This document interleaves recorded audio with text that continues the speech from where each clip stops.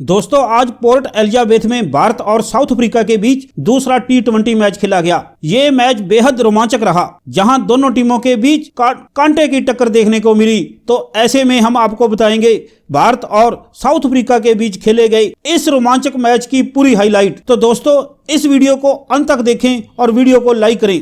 जैसा कि आप जानते हैं इस वक्त भारत और साउथ अफ्रीका के बीच 3 T20 मैचों की सीरीज चल रही है, जिसका पहला मैच 10 दिसंबर को खेला जाना था, लेकिन वह मैच बारिश की भेंट चढ़ गया, जिस वजह से यह सीरीज बराबरी पर थी। इसलिए सबको इंतजार था भारत और साउथ अफ्रीका के बीच दूसरे T20 मुकाबले का, जो कल गगरबा में खेला गया। सभी को उम्मीद थी कि दोनों टीमों के बीच इस मुकाबले में कड़ी टक्कर देखने को मिलेगी और एक रोमांचक और शानदार मुकाबला होगा। टॉस दक्षिण अफ्रीका के कप्तान ने जीता और भारत को पहले बल्लेबाजी करने का न्योता दिया, जिसके बाद टीम इंडिया बल्लेबाजी करने उतरी। भारत की ओर से यशस्वी जायसवाल और शुभमन गिल बल्लेबाजी करने उतरे। इन दोनों पर भारत को बेहतरीन शुरुआत दिलाने की जिम्मेदारी थी, लेकिन ऐसा बिल्कुल नहीं हुआ। पहला ओवर करने आए मार्कोस ने ओवर की तीसरी ही गेंद पर यशस्वी जायसवाल को पवेलियन लौटा दिया, जहां डेविड मिलर ने एक बेहतरीन कैच पकड़ा।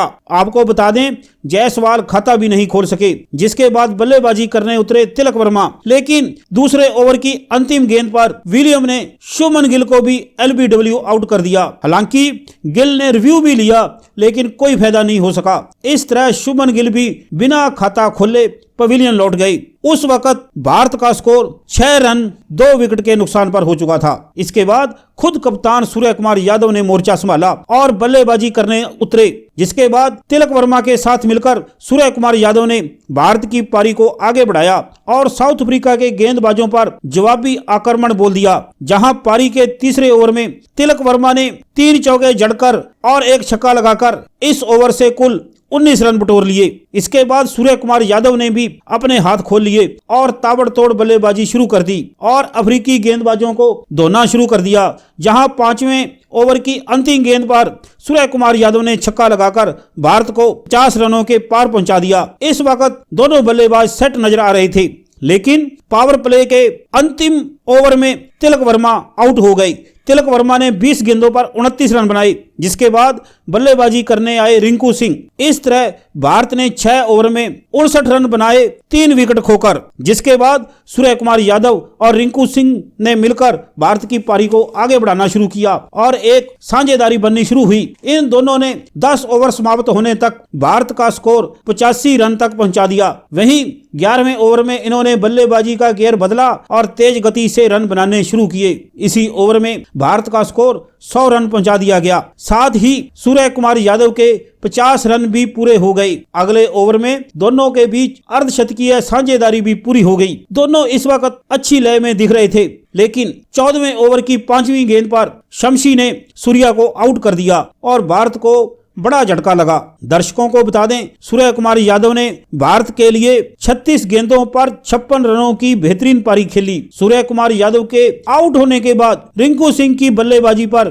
कोई फर्क नहीं पड़ा और उन्होंने अपने अंदाज में बल्लेबाजी जारी रखी। जहां 15 ओवर तक भारत ने 145 रन बना लिए। दूसरे छोर पर जितेश शर्मा कुछ खास नहीं कर पाई। शर्मा के आउट होने के बाद बल्लेबाजी करने आए रविंद्र जडेजा, जहां जडेजा ने भी आक्रामक बल्लेबाजी शुरू कर दी। वहीं 16वें ओवर में रिंकू सिंह ने अपनी 50 भी पूरी कर ली। हालांकि 17वें और 18वें ओवर में सिर्फ 13 रन ही बन सके, लेकिन 19वें ओवर में रिंकू सिंह ने 2 बड़े छक्के लगाकर इस ओवर में 16 रन बना डाले। लेकिन 20वें ओवर की 3 गेंद के बाद मैच में बारिश आ गई, जिसकी वजह से खेल रोक दिया गया। तब भारत का स्कोर 180 रन था 7 विकेट के नुकसान पर, जहां रिंकू सिंह ने 68 रन बनाए थे। बारिश के कारण अंपायर ने बड़ा फैसला लेते हुए इस मैच को 15 ओवर का कराने का फैसला किया, जहां DLS नियम के तहत साउथ अफ्रीका टीम को जीत के लिए 152 रन का लक्ष्य दिया गया। इस लक्ष्य का पीछा करने उतरी साउथ अफ्रीका की टीम, जहां